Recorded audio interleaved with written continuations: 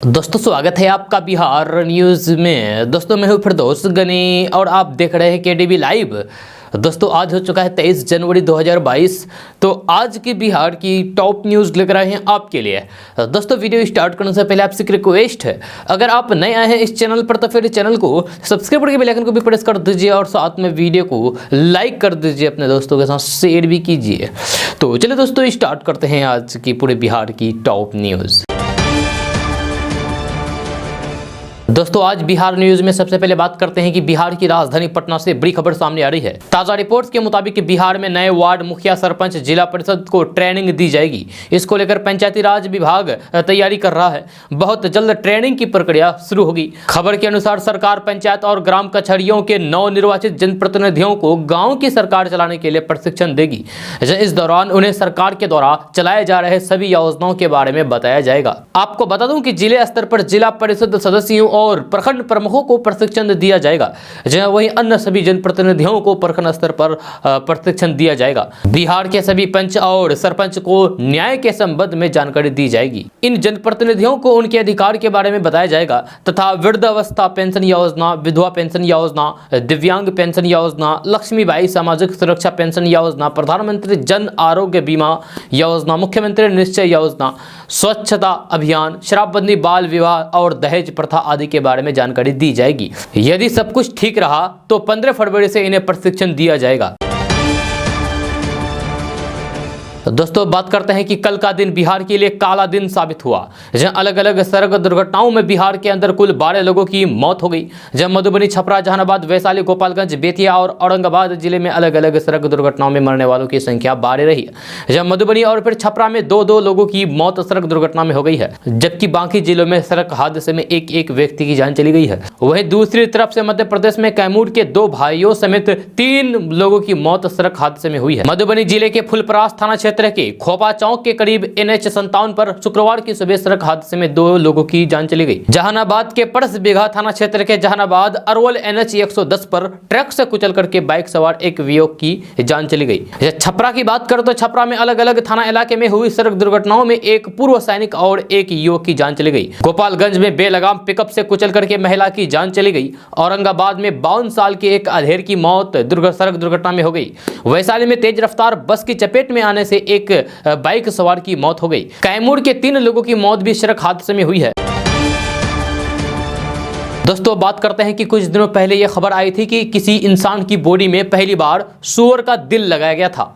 अब डॉक्टरों ने एक और कमाल कर दिया है, जब किसी इंसान की दोनों किडनी सूअर की लगाई गई है। सर्जनों ने जेनेटिकली मॉडिफाई सूअर की 2 किडनियों को दुनिया में सबसे पहले इंसान में ट्रांसप्लांट किया है। मेट्रो की खबर के अनुसार ब्रेन डेड मरीज पर एक प्रयोग के दौरान उनके अंगों ने 3 दिनों से अधिक समय तक काम किया है। 57 वर्षीय जिम पार्सल पहले से ही वेंटिलेटर पर थे और उनकी किडनी फेल हो गई थी, जिसको ठीक करने की संभावना नहीं थी। यह सफलता अंगों की कमी के संकट को हल कर सकती है, क्योंकि किडनी के लिए प्रतीक्षा सूची में लोग हर दिन मर रहे हैं। डॉक्टर जयमे लोके ने कहा है कि चिकित्सा के इतिहास में ये जेनो ट्रांसप्लांटेशन एक मील का पत्थर साबित हो सकता है, जो यकीनन अंगों की कमी से निपटने का सबसे अच्छा समाधान है। उन्होंने कहा है कि हमने क्रिटिकल नॉलेज गैप पर सफलता पाते हुए ऐसा डेटा प्राप्त कर लिया है, जिसकी मदद से हम गंभीर बीमारियों के अंतिम चरण से जूझ रहे मरीजों पर इस तरह की क्लिनिकल ट्रायल कर सकते हैं, जिसमें किडनी फेल होने की बीमारी भी शामिल है। वैज्ञानिकों ने जेनो ट्रांसप्लांटेशन का सपना देखा है, जिसमें दशकों से जानवरों के अंगों को इंसानों में डाला जाता है। जहां सूअर की हृदय यानी कि सूअर के दिल के वाल्व पहले से ही मनुष्य में व्यापक रूप से उपयोग किए जाते हैं। एक सूअर का प्राकृतिक जीवन काल यानी कि उनका उम्र 30 साल होता है। वे आसानी से पैदा हो जाते हैं और उनके इंसान के समान के आकार के अंग होते हैं, यानी कि इंसान जैसा ही उनके अंग होते हैं। इस महीने की शुरुआत में एक अमेरिकी व्यक्ति सूअर का दिल पाने वाला दुनिया का पहला व्यक्ति बना था, यानी कि उस अमेरिकी व्यक्ति के अंदर सूअर का दिल लगाया गया है। अगर सूअर का दिल इस व्यक्ति को नया जीवन दान देता है तो फिर यह प्रयोग दुनिया के उन लाखों लोगों की जान बचाने में कामयाब रहेगा, जिनका ऑर्गेन्स की कमी की वजह से हार्ट ट्रांसप्लांट नहीं हो पाता है। दोस्तों बात करते हैं कि यूपी विधानसभा चुनाव की तैयारियों के बीच बहुजन समाजवादी पार्टी के प्रमुख मायावती ने चुनाव के लिए दूसरे चरण की 51 उम्मीदवारों की सूची जारी कर दी है। जब पूर्व सीएम मायावती देवी ने इस दौरान कहा है कि इस बार हमारा चुनावी नारा होगा हर पोलिंग बूथ को जीतना है, बीएसपी को सत्ता में लाना है। यूपी विधानसभा चुनाव के लिए बहुजन समाजवादी पार्टी द्वारा जारी 51 नामों की लिस्ट में 3 महिलाओं को टिकट दिया गया है, वहीं 21 मुस्लिम चेहरों को पार्टी में मैदान में उतारा है। साथ ही एक ब्राह्मण, एक यादव और एक वैश्य को भी टिकट दिया है। दोस्तों बात करते हैं कि जनवरी महीने के अंत बिहार में सर्दी का आलम क्या है, इस बात को समझना है तो फिर गोपालगंज से आई खबर को जानिए, आप खुद समझ जाएंगे। दरअसल गोपालगंज जिले के एक थाने में तैनात मुंशी को नहाते वक्त ऐसी ठंड लगी कि उसकी मौत ही हो गई, जहां उसकी जान चली गई। गोपालगंज नगर थाने में तैनात मुंशी रंजीत सिंह को नहाते वक्त ठंड लग गई, जहां ठंड लगने के कारण जब तबीयत बिगड़ी तो फिर मुंशी रंजीत सिंह को अस्पताल में भर्ती कराना पड़ा। यहां इलाज के दौरान उनकी मौत हो गई। नगर थाने के मुंशी की मौत की खबर मिलने के बाद जिले के एसपी और डीएसपी सदर अस्पताल पहुंचे। आपको बता दूं कि बिहार में कड़ाके की ठंड पड़ रही है। मौसम विभाग के मुताबिक शनिवार को पटना, गया, भागलपुर, मुजफ्फरपुर, पूर्णिया, सुपौल, पूर्वी चंपारण, दरभंगा और सारण जिले में शीतलहर रहा। जहां प्रदेश में यानी कि बिहार में पूसा में सबसे ज्यादा ठंड रहा। यहां न्यूनतम तापमान 7 डिग्री रिकॉर्ड किया गया। इसके बाद बांका में 7.2 डिग्री, गोपालगंज में 7.3 डिग्री, पटना में 8 डिग्री न्यूनतम पारा रहा। मौसम विज्ञान केंद्र की ओर से आज के लिए येलो अलर्ट जारी किया गया है। जिन जिलों के लिए येलो अलर्ट जारी किया गया है वह है पटना, गया, नालंदा, शेखपुरा, नवादा, बेगूसराय, लखीसराय, जहानाबाद के अलावा बक्सर, भोजपुर, रोहतास, भभुआ, औरंगाबाद और अरवल जिलों में कुछ जगहों पर मेघ गर्जन के साथ बिजली चमकने और फिर ओला गिरने के आसार हैं। इसके बाद 24 जनवरी को उत्तर बिहार के कई इलाकों में हल्की बारिश हो सकती है।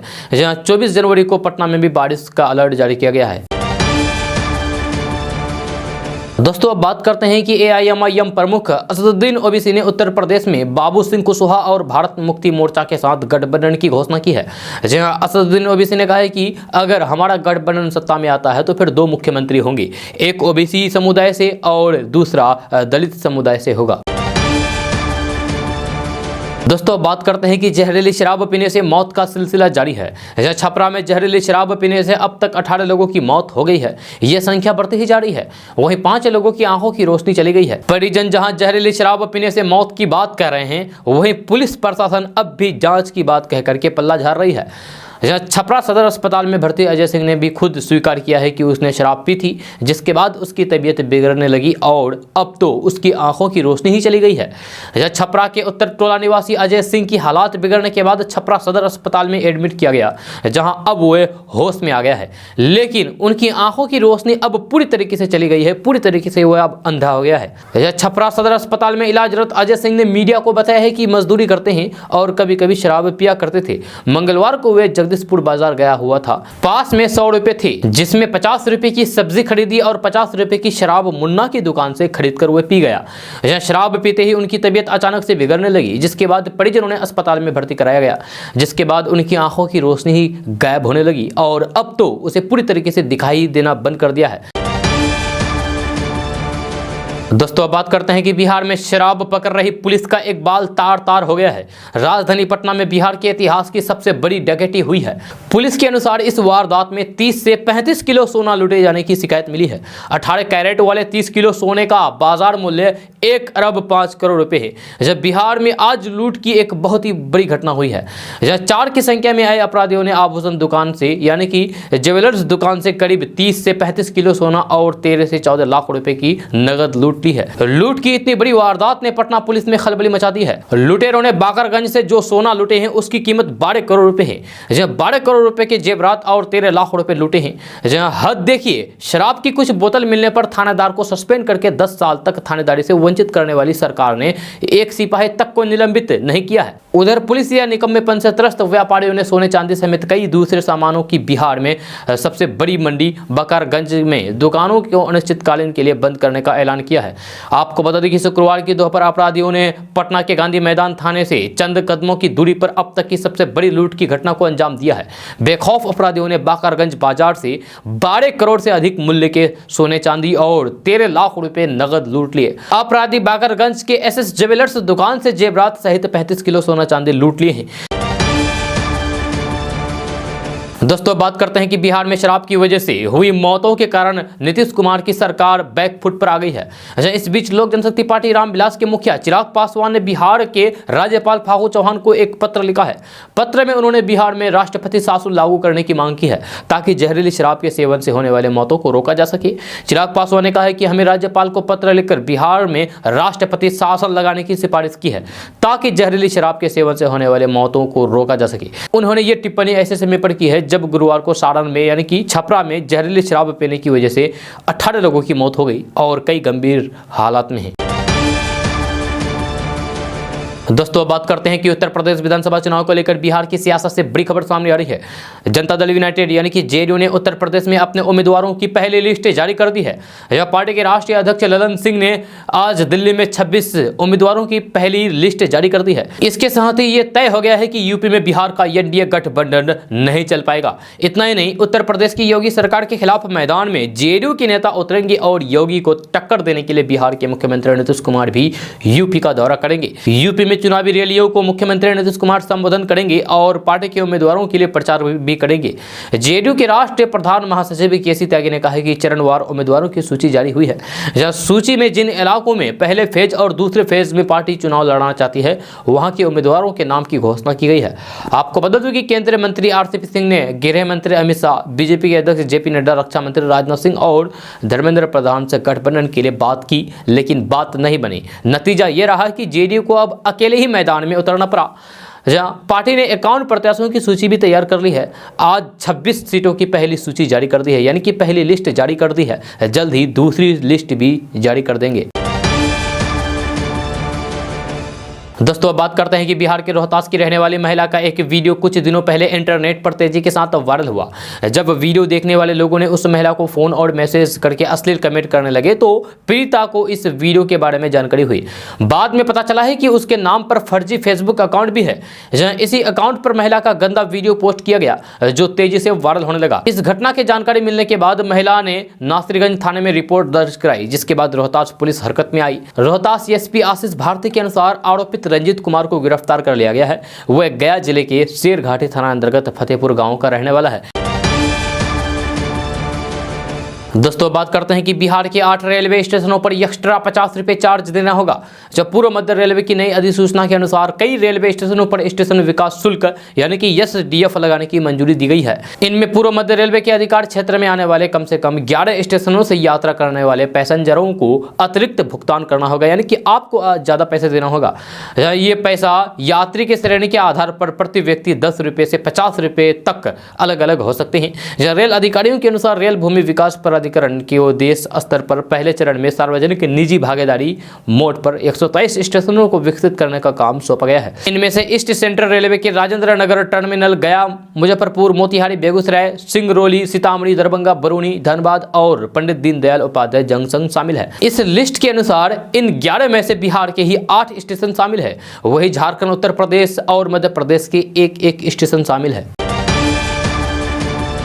दोस्तों बात करते हैं कि बिहार में शादी विवाह का सीजन शुरू हो गया है, लेकिन कोरोना महामारी को ध्यान में रखते हुए बिहार सरकार ने पटना, पूर्णिया, दरभंगा सहित बिहार के सभी जिलों में शादी विवाह की नई गाइडलाइंस जारी कर दी है। इसको लेकर सभी जिलों के डीएम, एसपी को सूचना दे दी गई है। नई गाइडलाइंस के अनुसार बिहार में शादी विवाह की सूचना स्थानीय थाने को कम से कम 3 दिन पहले देनी होगी। इस दौरान दूल्हा दुल्हन के नाम के साथ उनका पता भी दर्ज करना होगा। ये नियम शहर से लेकर के गाँव तक की शादियों में लागू होगा। आपको बता दूं कि गृह विभाग ने शुक्रवार को विवाह से संबंधित सूचना देने के लिए तय फॉर्मेट जारी कर दिया है। इस फॉर्मेट के तहत दूल्हे का नाम, पता और फिर माता पिता के नाम देने होंगे। इसी तरीके से दुल्हन के भी नाम, पता और माता पिता के नाम बताने होंगे। इतना ही नहीं, कोरोना गाइडलाइंस के पालन करने के साथ साथ दहेज नहीं लेने, नहीं देने पर भी जिक्र होगा। साथ ही साथ विवाह में बाल विवाह निषेध अधिनियम का उल्लंघन नहीं होना चाहिए। इसको लेकर गृह विभाग ने दिशा निर्देश जारी कर दिया है। दोस्तों अब बात करते हैं कि कोरोना महामारी की मार से प्रभावित बेरोजगारों और ग्रामीण क्षेत्र के गरीबों के लिए सरकार नया प्लान बना रही है। वित्त मंत्री निर्मला सीतारमण 1 फरवरी को पेश होने वाले बजट में इसकी घोषणा कर सकती है। योजना बनाने के काम से जुड़े अधिकारियों का कहना है कि नौकरी गंवाने वाले बेरोजगारों और गरीबों को सामाजिक सुरक्षा उपलब्ध कराने के लिए नए सिरे से विचार किया जा रहा है। अगर सब कुछ सही रहा तो फिर पीएम किसान योजना की तरह सीधे लाभार्थी के बैंक खाते में पैसे दिए जाएंगे। हालांकि अभी इस पर राज्यों से विचार विमर्श करना बाकी है और उनकी सहमति के बाद ही बजट में घोषणा की जाएगी। इसका लाभ ग्रामीण क्षेत्र के गरीबों, प्रवासी मजदूरों, खेतीहार मजदूरों और असंगठित क्षेत्र के कामगारों को मिलेगा। महामारी से लाखों लोग बेरोजगार हो गए हैं और उन पर स्वास्थ्य सेवाओं का खर्च भी बढ़ रहा है। इसी संकट को कम करने के लिए ये नई योजना बनाई जा रही है। योजना को लागू करने के लिए सरकार ई श्रम पोर्टल से लाभार्थियों के आंकड़े जुटाएगी। अगस्त 2021 में लॉन्च इस पोर्टल पर अब तक 23 करोड़ से ज्यादा असंगठित और प्रवासी मजदूरों ने अपना पंजीकरण कराया है। जहां सरकार उनके आधार, मोबाइल नंबर और बैंक खातों के विवरण लेकर ई श्रम कार्ड भी जारी कर चुकी है। विशेषज्ञों का कहना है कि नई योजना का दायरा इसी पंजीकरण के आधार पर तैयार किया जाएगा। दोस्तों बात करते हैं कि बिहार में पूर्ण रूप से शराबबंदी कानून लागू है। ऐसे में हाल ही में समाप्त हुए त्रिस्तरीय पंचायत चुनाव में जीतने वाले नवनिर्वाचित प्रतिनिधियों को शराब न पीने की शपथ दिलाई गई थी, लेकिन शपथ लेने के बावजूद भी कुछ जनप्रतिनिधियां शराबबंदी कानून को ठेंगा दिखाते हुए नजर आ रहे हैं। जी हां, ताजा मामला कटिहार जिले के आजमनगर प्रखंड के प्राणपुर थाना क्षेत्र का है, जहां शुक्रवार देर रात गश्ती के दौरान पुलिस ने आजमनगर प्रखंड के जोकर पंचायत के नवनिर्वाचित मुखिया तनवीर आलम को नशे की हालात में धूत होकर गिरफ्तार किया है। आपको बता दूं कि 28 दिसंबर को ही तनवीर आलम ने मुखिया पद का शपथ लिया था। दरअसल तनवीर अहमद अपने काले रंग की लग्जरी कार में सवार होकर के कटिहार से अपना गांव आ रहे थे, लेकिन प्राणपुर थाना क्षेत्र के खुशहालपुर चर्च के पास उनकी गाड़ी अचानक लड़खड़ाने लगी। इस बात की सूचना स्थानीय लोगों ने प्राणपुर पुलिस को दी। प्राणपुर पुलिस ने तत्पर दिखाते हुए गाड़ी का पीछा किया और फिर उन्हें पकड़ लिया। दोस्तों अब बात करते हैं कि गया जिले के बोध गया के एक होटल में पुलिस ने बड़ी कार्रवाई करते हुए जिस्म फरोशी का धंधा करते हुए 2 लड़की संचालक समेत 16 आरोपी को गिरफ्तार किया है। इसका पर्दाफाश शुक्रवार को वरिष्ठ पुलिस अधीक्षक आदित्य कुमार ने संवाददाता सम्मेलन में की है। जहां उन्होंने कहा कि रैकेट संचालक समेत 16 ग्राहकों को गिरफ्तार किया गया है। गिरफ्तार ग्राहकों के 16 मोबाइल को पुलिस ने जब्त किया है। सरगना के मोबाइल में करीब 1500 ग्राहकों का मोबाइल नंबर दर्ज है। उन सभी नंबरों की जाँच पुलिस कर रही है। SSP ने यह भी बताया है कि जिस्म फरोशी के धंधे और उससे जुड़े हुए ग्राहकों में कई सफेदपोश और गया शहर के चिकित्सक भी शामिल है। नमो होटल के अलग अलग कमरों से ग्राहकों को पकड़ा गया। जहां होटल का कमरा बाहर से बंद था। जब कमरा खोला गया तो ग्राहक और लड़की आपत्तिजनक स्थिति में पाए गए थे। दोस्तों अब बात करते हैं कि प्रधानमंत्री नरेंद्र मोदी ने कल यानी कि 22 जनवरी को वीडियो कॉन्फ्रेंस के जरिए कई जिलों के जिलाधिकारियों यानी कि डीएम से बात की है। जब बैठक के बाद प्रधानमंत्री नरेंद्र मोदी ने सभी डीएम को संबोधित किया। इस दौरान पीएम मोदी ने जिले में होने वाली समस्याओं से अवगत करवाया है। पीएम मोदी ने कहा कि एक तरफ बजट बढ़ता रहा, योजनाएं बनती रही, आंकड़ों में आर्थिक विकास भी होता रहा, लेकिन फिर भी आजादी के 75 साल बाद भी देश में कई जिले पीछे ही रह गए। समय के साथ इन जिलों के साथ पिछड़े जिलों का टैग लगा दिया गया। पीएम मोदी ने कहा है कि आज आकांक्षी जिले देश के आगे बढ़ने के अवरोध को समाप्त कर रहे हैं। आप सबके प्रयास से आज आकांक्षी जिले गतिरोध के बजाय गतिवर्धन बन रहे हैं। पीएम मोदी ने कहा है कि राज्य के मुख्यमंत्री भी मानते हैं कि उनके राज्यों में आकांक्षी जिलों में कमाल का काम किया है। पीएम मोदी ने कहा है कि आकांक्षी जिलों में विकास के लिए प्रशासन और जनता के बीच सीधा संवाद और एक भावुक जुड़ाव भी बहुत जरूरी है। दोस्तों अब बात करते हैं कि महाराष्ट्र के मुंबई में कल शनिवार सुबह बड़ा हादसा हो गया है। यहां मुंबई के तारदेव के भटिया अस्पताल के पास कमला बिल्डिंग की 20 मंजिला इमारत में आग लग गई। बताया जा रहा है कि आग 18वें मंजिल पर लगी है। अभी तक 15 लोगों की जलने की खबर है। सभी को भटिया अस्पताल में भर्ती कराया गया है। रेस्क्यू अभियान जारी है। अस्पताल से मिली जानकारी के अनुसार जले हुए लोगों में से 12 को जनरल बर्न वार्ड में भर्ती कराया गया है, जबकि 3 लोगों को ICU में भर्ती कराया गया है। बताया जा रहा है कि सुबह 7:30 बजे कमला बिल्डिंग की 18वीं मंजिल में आग लगी। आग की वजह अभी तक पता नहीं चल पाई है। बताया जाता है कि आग शॉर्ट सर्किट के कारण लगा था। दोस्तों अब बात करते हैं कि बिहार की राजधानी पटना से बड़ी खबर सामने आ रही है। ताजा रिपोर्ट्स के मुताबिक बिहार में कोरोना के हो रहे फैलाव को देखते हुए पटना, नालंदा, बक्सर सहित 6 जिलों में सख्ती बढ़ाने के आदेश दिए गए हैं तथा भीड़ भाड़ वाले इलाकों में कार्रवाई तेज करने को कहा गया है। जब बिहार के पटना, नालंदा, भोजपुर, बक्सर, सासाराम और कैमूर के जिला अधिकारी यानी कि डीएम, पुलिस वरिष्ठ अधीक्षक, पुलिस अधीक्षक को निर्देश दिया गया है कि वे अपने जिले में मास्क का अनिवार्य रूप से प्रयोग करने के लिए धावा दल का गठन करें। आपको बता दूं कि अधिकारियों को भीड़ भाड़ क्षेत्र में अभियान चलाकर मास्क नहीं पहनने वालों पर कार्रवाई करने के आदेश दिए गए हैं और community hall, victim hall, hotel सहित अन्य शादी समारोह स्थलों पर तथा वाहनों में कोविड प्रोटोकॉल का पालन करने को कहा गया है। खबर के अनुसार बिहार के इन जिलों में धावा डल के भीड़ भाड़ वाले इलाकों में मास्क चेकिंग अभियान चलाया जाएगा। साथ ही साथ दुकानदारों और आम लोगों की भी जांच होगी। बिना मास्क के दिखाई देने वालों पर कानूनी कार्रवाई की जाएगी, जुर्माना लगाया जाएगा।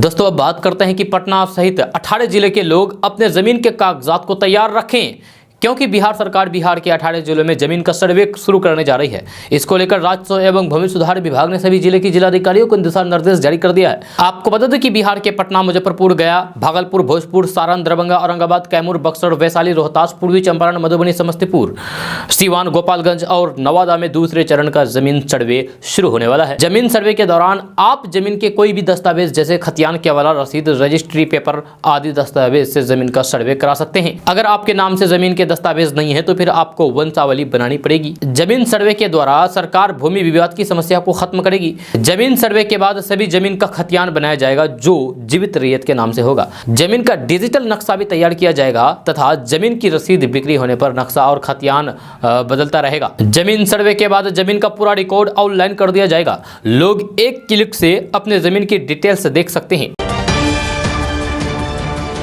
दोस्तों अब बात करते हैं कि बिहार में कोरोना पाबंदी की वजह से इस बार सरस्वती पूजा का आयोजन बड़े पैमाने पर नहीं होगा। डीजे नहीं बजेंगे और न ही जुलूस निकलेगा और लोग घर पर ही पूजा करेंगे। बिहार में 6 फरवरी तक पाबंदी बढ़ा दी गई है। डीएम द्वारा जारी आदेश में कहा गया है कि सभी धार्मिक स्थल श्रद्धालुओं और आम लोगों के लिए बंद रहेंगे। किसी भी प्रकार का आयोजन प्रशासन से अनुमति लेने के बाद ही होगी। डीजे और जुलूस पर भी रोक लगा दिया गया है। दोस्तों बात करते हैं कि कोरोना संक्रमण के चलते बिहार बोर्ड की परीक्षाओं को लेकर अभी तक रद्द किए जाने की कयास लगाए जा रहे थे, लेकिन खुद शिक्षा मंत्री ने यह साफ कर दिया है कि परीक्षा आयोजित होगी और तय समय पर ही होगी। जब बिहार के शिक्षा मंत्री विजय कुमार चौधरी ने अपने बयान में कहा है कि मैट्रिक और इंटरमीडिएट की परीक्षा निर्धारित कार्यक्रम से ही होगी। जब बिहार विद्यालय परीक्षा समिति द्वारा निर्धारित समय 1 फरवरी 2022 से इंटरमीडिएट की परीक्षा आयोजित की जाएगी। बिहार 10वीं और 12वीं बोर्ड की परीक्षा में नकल रोकने के लिए दस्ते भी तैयार किए जाएंगे। जब 10वीं बोर्ड की परीक्षा 17 फरवरी से शुरू होने की तैयारी की जा रही है। शिक्षा विभाग ने जिला स्तर पर नोडल अधिकारी की नियुक्ति की है। दोस्तों बात करते हैं कि धर्म संसद में भड़काऊ भाषण देने वाले जूना अखाड़ा के महामंडलेश्वर यति नरसिंहानंद सरस्वती एक और मुश्किल में घिर गए हैं। भारत के अटॉर्नी जनरल के वेणुगोपाल ने संविधान और सुप्रीम कोर्ट के खिलाफ कथित अपमानजनक टिप्पणी को लेकर धर्म संसद के नेता यति नरसिंहानंद सरस्वती के खिलाफ अवमानना कार्रवाई भी शुरू करने की अनुमति दे दी है। सुप्रीम कोर्ट की अवमानना का मामला अटॉर्नी जनरल ने कार्यकर्ता सचिन नेल्ली के उस पत्र के जवाब में सहमति दी है जिसमें 14 जनवरी को सोशल मीडिया प्लेटफॉर्म ट्विटर पर वायरल हुए एक वीडियो में यति नरसिंहानंद सरस्वती के बयान के लिए उनके खिलाफ अवमानना की कार्रवाई शुरू करने की मांग की गई थी। अटॉर्नी जनरल के अनुसार यति नरसिंहानंद सरस्वती द्वारा दिए गए बयान निश्चित रूप से भारत के सर्वोच्च न्यायालय यानी कि सुप्रीम कोर्ट की अवमानना है।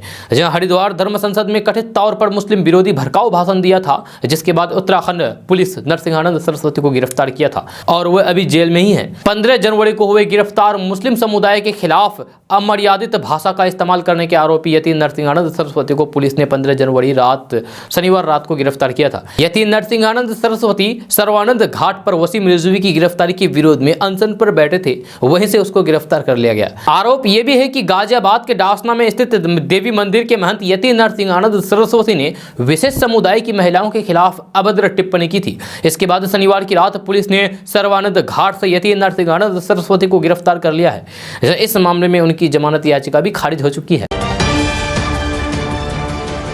दोस्तों अब बात करते हैं कि बिहार की राजधानी पटना में आगामी दिनों में होने वाले बिहार विधान परिषद के चुनाव नजदीक आ रहे हैं। ऐसे में विधान परिषद के लिए स्थानीय निकाय कोटे की बची हुई 24 सीटों के चुनाव में बीजेपी अपनी सभी सीटों पर चुनाव लड़ेगी। एनडीए में 13 सीटों पर बीजेपी जबकि 11 सीटों पर जेडीयू के प्रत्याशी उतरेंगे। हालांकि बीजेपी के प्रदेश अध्यक्ष डॉक्टर संजय जायसवाल और बिहार के डिप्टी सीएम तारकिशोर प्रसाद की दिल्ली में पार्टी के राष्ट्रीय अध्यक्ष जेपी नड्डा और फिर गृह मंत्री अमित शाह से बैठक के बाद बीजेपी ने पिछली बार जीतने वाली अपनी सभी सीटों पर प्रत्याशी देने का फैसला किया है। दरअसल दरअसल इसका औपचारिक रूप से ऐलान होना अभी बाकी है। ऐसे में शुक्रवार की देर शाम दिल्ली में अमित शाह से मुलाकात के बाद बिहार के डिप्टी सीएम तारकिशोर प्रसाद ने साफ साफ कह दिया है कि जिनके पास जितनी सीटें हैं वह पार्टी उतनी सीटों पर लड़ेगी। उन्होंने कहा है कि बीजेपी अपनी 13 में से कोई भी सीट नहीं छोड़ने जा रही है। हालांकि 11 सीट घटक दल जेडीयू के प्रत्याशियों के लिए होगी। दोस्तों अब बात करते हैं कि उत्तर प्रदेश, पंजाब, उत्तराखंड, गोवा और मणिपुर में विधानसभा चुनाव का ऐलान हो चुका है। 5 राज्यों में विधानसभा चुनाव की तारीखों की घोषणा कर दी गई है, जिसमें यूपी में 7वें चरण, मणिपुर में 2 चरण में चुनाव होंगे। इसके अलावा पंजाब, गोवा और उत्तराखंड में एक चरण में चुनाव होंगे। ऐसे में इन राज्यों में होने वाले विधानसभा चुनाव में बिहार पुलिस के अफसर और जवान भी सुरक्षा की कमान संभालेंगे। इन चुनाव में बिहार विशेष सशस्त्र पुलिस को विशेष कार्य के लिए नियुक्त करना निर्देश दे दिया है। आपको बता दें कि उत्तर प्रदेश, उत्तराखंड, पंजाब, गोवा और मणिपुर में विधानसभा चुनाव की प्रक्रिया को लेकर 3 बटालियन की 5-5 कंपनियों को रवानगी के लिए तैयार रहने को कहा गया है, ताकि जैसे ही आदेश मिले कंपनियां प्रस्थान कर जाए। बड़े पैमाने पर फोर्स को इस चुनाव में लगाने वाले हैं। ऐसे में इन राज्यों में वहां अर्धसैनिक बलों के वरिष्ठ अधिकारियों की तैनाती की जाएगी। आपको बता दूं कि किसी को किसी विशेष कार्य के लिए नियुक्त करने की जरूरत होती है तो इसके लिए अर्धसैनिक बलों के अतिरिक्त दूसरे राज्यों से भी पुलिस फोर्स को बुलाया जाता है। दोस्तों अब बात करते हैं कि पटना हाईकोर्ट ने साइबर क्राइम से जुड़े मामलों पर सुनवाई करते हुए बैंक से जवाब तलब किया है। जहां साथ ही हाईकोर्ट के आदेश के तहत सोशल मीडिया प्लेटफॉर्म पर आपत्तिजनक पोस्ट के मामले में कोर्ट ने फेसबुक, व्हाट्सएप, गूगल और यूट्यूब जैसे सोशल मीडिया प्लेटफॉर्म के स्थानीय हेड को नोटिस जारी करने का आदेश दिया है। सोशल मीडिया प्लेटफॉर्म को आर्थिक अपराध इकाई द्वारा किए जा रहे अनुसंधान में सहयोग करने को कहा गया है। जब कोर्ट में हल्फनामा दायर करके बताया गया है कि फेसबुक, व्हाट्सएप, गूगल और यूट्यूब जैसे मीडिया प्लेटफॉर्म आर्थिक अपराध इकाई के साथ अनुसंधान में सहयोग नहीं कर रही है। कोर्ट का कहना था कि सोशल मीडिया प्लेटफॉर्म का इस तरह का व्यवहार सहन नहीं किया जाएगा, क्योंकि उन्हें पुलिस को अनुसंधान में सहयोग करना होगा। इसलिए कोर्ट ने इन सोशल मीडिया प्लेटफॉर्म के स्थानीय हेड को भी जवाब देने को कहा गया है।